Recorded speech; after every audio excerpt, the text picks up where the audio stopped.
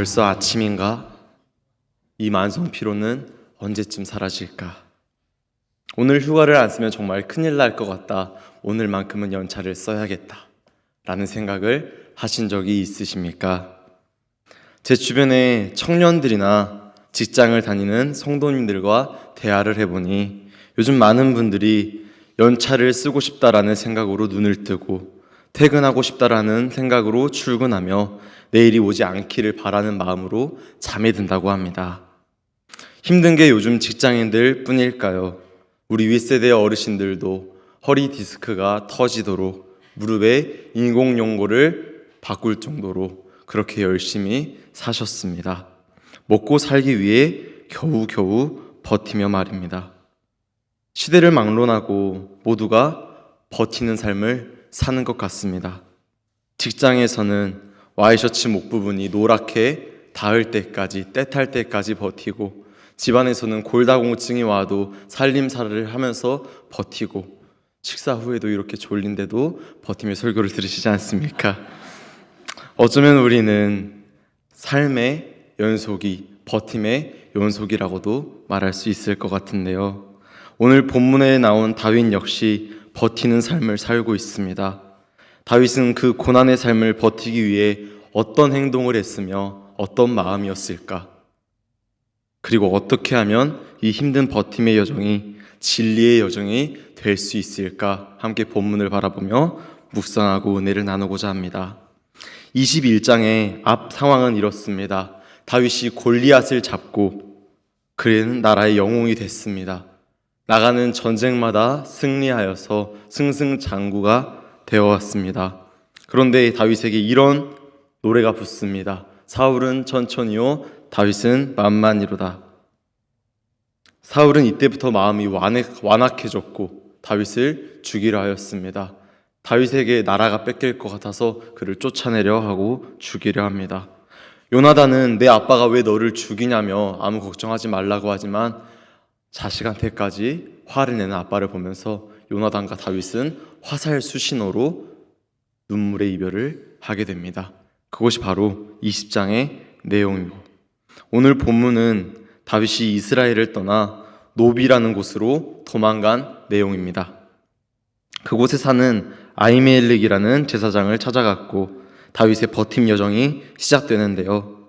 우리는 이 상황을 두 가지의 관점으로 바라보고 싶습니다. 첫 번째는 다윗의 관점이고 두 번째는 아히멜렉의 관점입니다. 먼저 다윗의 관점으로 보겠습니다. 제사장을 찾아갔는데 나를 보자마자 제사장은 떨면서 묻습니다. 너는 왜 혼자인가? 어찌하여 네가 홀로 있고 함께하는 자가 아무도 없느냐? 제사장에게 거짓말한다는 게 좀 찔리긴 하지만 혹시 나를 사울에게도 넘길까 두려워 왕이 은밀하게 나에게 명령하였고 나는 그것을 수행 중이다. 그래서 내 주변에 아무도 없다 라고 거짓말을 합니다. 도망치니라 지쳐서 음식도 못 먹었습니다. 그래서 제사장에게 뭐 음식 좀 달라고 하니까 제사장이 갖고 있는 건 제사장들만 먹을 수 있는 거룩한 떡, 진설병밖에 없다고 했습니다. 어쩔 수 없이 그거라도 먹었습니다. 율법을 어기는 것 같아서 찝찝했지만 그거라도 먹으며 살아났습니다. 다음엔 무기가 필요했습니다. 여기에 내가 쓸만한 무기가 있냐 물어보니 제사장은 골리앗의 칼이라도 있는데 이거라도 가져갈 거면 가져가라 라고 했고 다윗은 어쩔 수 없이 그 칼을 받습니다. 제사장에게 거짓말을 해야 하는 불편함, 율법을 어기면서까지 먹어야 하는 식사, 사용할 수 있는 유일한 무기는 내가 혐오했던 적군의 칼이었습니다. 다윗의 관점으로 보면 뭐 하나 마음에 드는 것이 하나도 없는 상황입니다. 그럼 아히멜렉의 관점으로 보면 어떨까요? 어느 날 갑자기 기름 부은 자가 자신을 찾아왔습니다. 왕이 은밀하게 시킨 명령을 수행 중이라고는 하지만 딱 봐도 처량해 보이고 딱 봐도 내 도움이 필요해 보입니다. 다윗이 수중에 먹을 게 없냐고 물었을 때 아히멜렉은 거룩한 떡을 내어줍니다. 다 같이 6절을 보도록 하겠습니다. 제사장이 그 거룩한 떡을 주었으니 거기는 진설병 곧 여호와 앞에서 물려낸 떡밖에 없었음이라. 이 떡은 더운 떡을 드리는 날에 물려낸 것이더라. 진설병은 이스라엘 백성들 중에 제사장들만 먹는 떡이었습니다. 그리고 역대상 9장 32절을 보니 진설병은 거룩한 떡으로서 그앗 자손이 안식일마다 새로 만들어서 교체하는 떡이었습니다. 상황을 쭉 살펴보면 아히멜렉은 결국 오늘 하루 먹을 수 있는 식량이 그 진설병, 그 거룩한 떡 그뿐이었는데 그 모든 것을 다윗에게 넘겨준 것입니다. 그리고 무기가 필요하다는 다윗에게 그는 9절에 이렇게 답합니다. 제사장이 이르되 네가 엘라 골짜기에서 죽인 블레셋 사람 골리앗의 칼이 보자기에 쌓여 에봇 뒤에 있으니 네가 그것을 가지려거든 가지라. 여기는 그것밖에 다른 것이 없느니라. 골리앗의 칼은 블레셋과 싸워 얻은 전리품입니다. 여호와의 법궤가 빼앗겼을 때 블레셋이 다곤 신전에 여호와의 법궤를 놔둔 것처럼 다윗을 죽인 그 골리앗의 칼은 이스라엘 백성들에게 엄청난 전리품이었겠죠. 그것만 갖고 있더라도 그들에게는 큰 사기가 올라가고 힘이 됐을 수 있습니다. 그러나 아히멜렉은 다윗에게 그 골리앗의 칼도 아낌없이 주었습니다. 아비멜렉이 준 건 식량과 칼뿐이었을까요? 22장 14절로 15절을 보면 이렇습니다. 아히멜렉이 왕에게 대답하여 이르되 왕의 모든 신하 중에 다윗같이 충실한 자가 누구인지요? 그는 왕의 사위도 되고 왕의 호위대장도 되고 왕실에서 존귀한 자가 아니니까. 내가 그를 위하여 하나님께 물은 것이 오늘이 처음이 아니니까 결단코 아니니이다. 원하건대 왕은 종과 종의 아비의 온 집에 아무것도 돌리지 마옵소서. 왕의 종은 이 모든 크고 작은 일에 관하여 아는 것이 없나이다 하니라. 아멘. 아히멜렉이 준 건 식량과 칼뿐이 아니라 자신의 목숨까지도 준 것이었습니다. 아히멜렉은 다윗을 도와준 이후 그 다음 장에 사울에 의해서 모든 가족들이 몰살당하게 됩니다. 한 아들 빼고 말이죠. 제가 오늘 설교 준비를 하면서 겨우겨우 세상을 버텨가는 성도님들에게 어떠한 메시지를 전해야 할까라는 생각으로 성경을 읽었습니다. 오늘 본문을 읽는데 지친 성도의 삶이 다윗의 삶에 대입되었고 감정이입이 되었습니다. 거짓말을 해야 하는 것도 짜증나고 괜히 찔리게 식사를 해야 하는 것도 불편하고 내가 마음에 들지 않는 칼을 마음에 든다고 하는 것도 불편해 보였습니다. 짜증났습니다. 그래서 눈물이 났습니다. 우리의 삶은 왜 이렇게 버텨야만 하는 것일까? 왜 이렇게만 힘들어야 하는 것일까? 왜 이렇게 참아야만 하는 것일까? 짜증이 났고 눈물이 났습니다. 그렇게 눈물을 흘리면서 성경을 읽고 또 읽었습니다. 오늘 본문을 읽고 또 읽으니까 그제서야 아히멜렉의 행동이 보인 겁니다. 아히멜렉은 아무런 대가 없이 자신의 식량을 다 내어주었습니다. 아무런 대가 없이 골리앗의 칼을 주었습니다. 그리고 아무런 대가 없이 끝까지 다윗을 옹호하며 자신의 목숨까지도 주었습니다. 마치 예수님처럼 말이죠.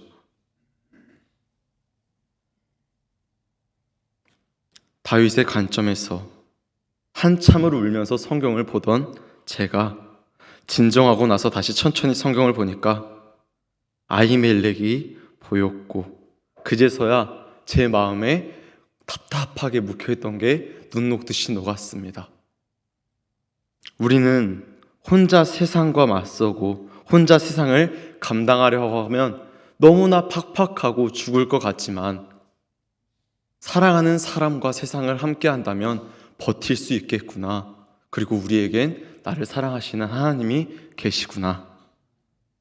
제자들도 처음엔 자신들의 관점에 갇혀 있을 땐 예수님의 모든 행동이 답답해 보였습니다. 내가 지금 집 떠나고 직업 떠나고 예수님 따랐는데 이게 뭐냐고, 내 삶이 이렇게 팍팍해졌다고, 왜 난 이렇게 힘드냐고 세상의 힘들만 보였을 테지만 예수님이 진짜 십자가에 못 박혀 돌아가시고 죽은 지 3일 만에 살아나셨습니다. 그리고 그들의 마음에 성령이 충만해지는 순간 자신들의 관점을 벗어나 예수님의 사랑으로 세상을 넉넉히 이기며 세상에 복음을 전파하는 힘을 얻을 수 있었습니다.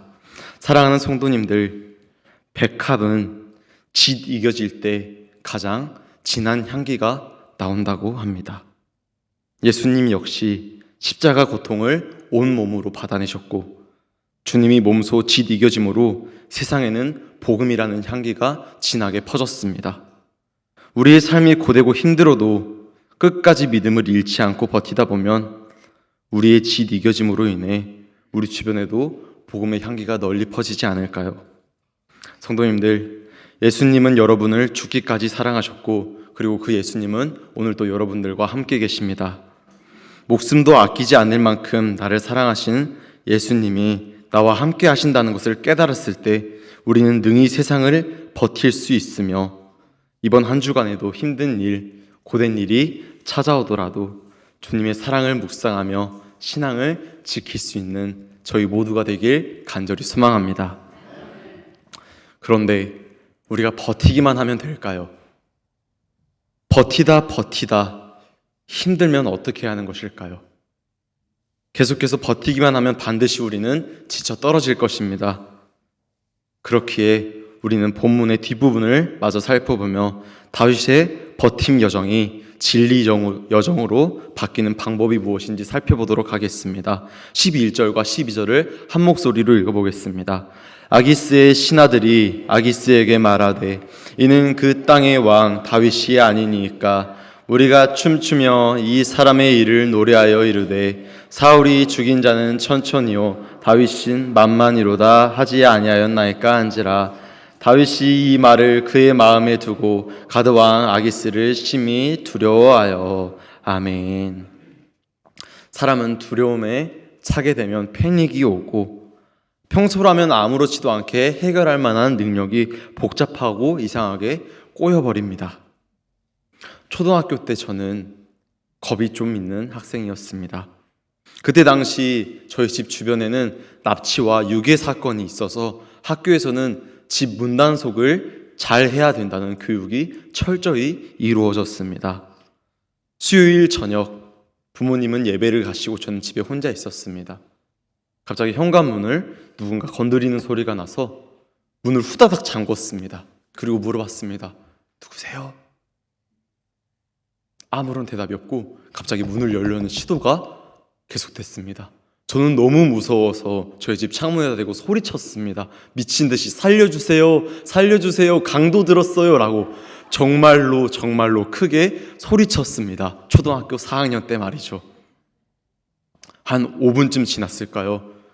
강도 같은 사람이 이제 제 방문 앞까지 들어와서 방문을 덜컥덜컥 거렸습니다. 저는 울면서 미친 듯이 소리 질렀습니다. 평소라면 카센터 아저씨도 나왔을 거고 주변에 산책하는 분들도 많았을 텐데 그날따라 아무도 없었습니다. 그렇게 미친 듯이 소리 질렀는데 문 밖에서 낯익은 소리가 들립니다. 민소봐, 무슨 일이야? 깜짝 놀라서 저는 문을 열어봤더니 아버지였습니다. 제가 울면서 물어봤습니다. 아빠 왜 대답 안 했어? 내가 누구냐고 물어봤잖아. 아무 소리도 안 들렸어. 알고 보니까 제가 겁먹어서 누구세요? 라고 하니까 아버지는 못 들으셨던 겁니다. 그렇게 저는 아버지에게 많이 혼났습니다. 아마 다윗도 가드 왕에게 나 망명했으니까 나 좀 받아달라고 했다면 쉽게 들어갔을 수도 있습니다. 왜냐하면 사무엘상 27장을 보면 가드왕 아기스는 다윗을 죽이려는 것보다 그를 회유하고 자신의 신하를 삼으려 했기 때문입니다. 그러나 사울이 죽인 자는 천천히요 다윗은 만만이로다 라는 노래가 다윗을 높이는 노래가 되었지만 그 노래는 실제로 다윗에게는 나를 죽이게끔 하는 트라우마를 극도로 불러일으키는 공포의 노래였을 수 있습니다. 일반적인 사람이 극심한 공포를 맛보고 트라우마를 겪게 되면 그런 상황을 필사적으로 피하거나 아니면 정신적인 치료를 받게 됩니다. 저는 다윗이 시를 많이 쓴 이유가 고난을 겪을 때마다 하나님한테 이 정신치료를 많이 받아서 시편을 이렇게 많이 작성하지 않았을까라는 생각을 했습니다. 그래서 오늘 본문을 보면서 당연히 다윗은 내 수치를 씻어주시옵소서, 내 죄인의 머리에, 내 원수의 머리에 숯불을 올려주시옵소서, 그 원수를 처단하여 주시옵소서, 망하게 하여 주시옵소서 라고 찬양했을 줄 알았는데 미친 척하고 나서 부른 시는 이랬습니다. 시편 34편 1절로 4절을 제가 읽겠습니다.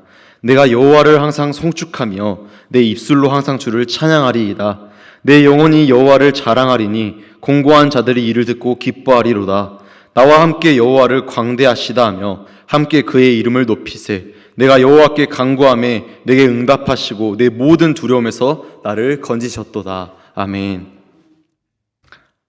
오전 예배 때 목사님께서 폭삭 속았수다라는 드라마를 소개해 주셨죠. 저도 오늘 공교롭게도 그 드라마 얘기를 하려 합니다.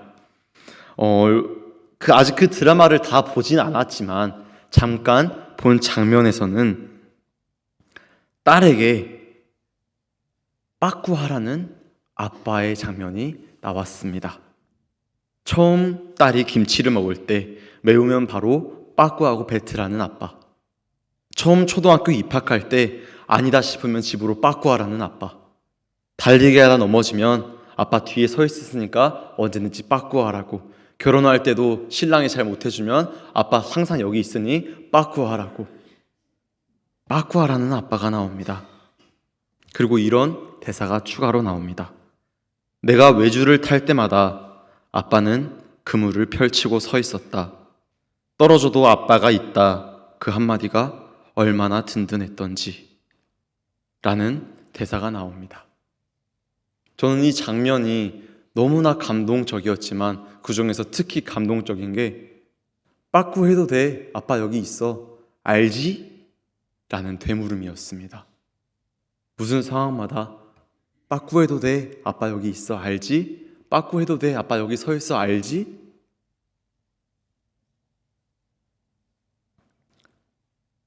자식에게 아무런 문제 없이 자신의 삶을 살아가는 것이 당연하겠지만 자식이 힘들면 언제든지 돌아와도 된다고, 아빠가 있는 것 알지 않냐고 지속적으로 다정하게 물어주는 그 질문은 아직도 성인이 된 저에게 표정이 살짝만 안 좋아도 광주로 내려와도 돼 라고 하시는 부모님이 겹쳐 보였고, 무겁고 짐진 자들아 다 내게로 오라 라는 예수님도 겹쳐 보였습니다. 미친 척하고 살아남은 다윗이 한 찬양은 분노와 억울함, 수치로 삶이 무너지겠다고 징징대는 말이 아니라 하나님을 찬양하는 것이었습니다. 내 모든 두려움에서 나를 건지신다, 부족함이 없다 라는 찬양이 다윗의 입에서 흘러나온 것이죠. 결국 다윗은 아무리 큰 핍박과 환난, 두려움이 있어도 내가 너를 항상 지켜줄 테니 힘들면 나한테 빽해 라고 항상 자기를 사랑하시는 하나님과 동행해서이지 않을까 생각 들었습니다. 말씀을 맺겠습니다. 세상을 겨우겨우 버티며 살아가는 우리에게 넌 잘하고 있어, 좀만 더 버텨봐, 좀만 더 견뎌봐 라는 말보다 힘들면 언제든지 돌아와도 돼, 힘들면 언제든지 내게 와도 돼 라는 말이 더 힘이 됩니다. 이 말은 언제든지 포기하라는 체념이 아니라 언제든지 내가 너를 사랑한다는 사랑이자 응원이기 때문입니다. 자국의 왕으로부터 미움을 받아 생명의 위협이 생기고 자신이 구해준 여러 나라로부터 배신을 당한 다윗이 그 심한 핍박과 모진 삶을 버텨낸 것도 모자라 그 입에서 찬송 그리고 시편이라는 엄청난 찬양이 나올 수 있었던 이유는 목숨을 주기까지 자신을 사랑한 하나님과 동행했기 때문입니다. 사랑하는 성도님들, 하루하루가 너무 지치고 힘드시다면 겨우겨우 버티는 게 겨우겨우 할 수 있는 것 뿐이라면 하나님께로 빽하십시오. 언제나 우리가 돌아오길 하나님은 바라고 계십니다. 다윗의 삶이 극심하게 버텨내야 되는 버팀의 여정이었지만 주님과 동행할 때 그 입에서 기쁨과 감사의 찬양이 나온 진리의 여정이 됐듯이 세상이 주는 아픔과 핍박을 두려워하지 말고 언제나 예수 그리스도 품 안에 거하며 주님과 함께 진리의 여정을 걸어가는 예양의 모든 성도님들 되시길 주님의 이름으로 간절히 축복합니다.